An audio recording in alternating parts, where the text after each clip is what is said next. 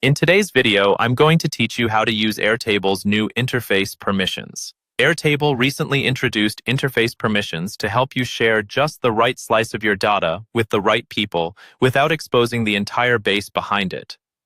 This is especially useful when you're working with clients, external partners, or stakeholders who only need to see a limited, secure view.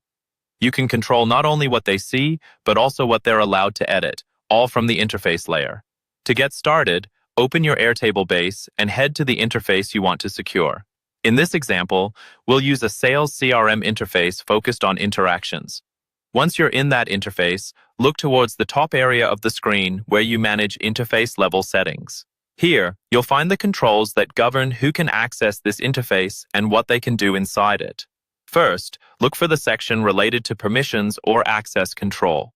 Airtable often highlights these options with icons or labels like Share, Permissions, or Access. Go ahead and click that highlighted permissions area. This opens up a panel where you can configure how external users interact with the interface. Inside this panel, one of the most important options you'll see is a setting labeled Prevent External Users from Seeing Each Other, or something very similar. Click on this option. Turning this on means that external collaborators will only see their own records or the records you've deliberately exposed to them, rather than everyone else's data. This is critical for privacy and compliance, especially in a CRM scenario where you don't want clients or vendors viewing each other's information. Next, look for another highlighted area in the same permissions panel that relates to sharing controls.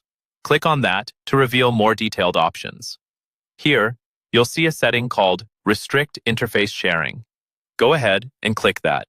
Enabling this allows you to control exactly how this interface can be shared with others.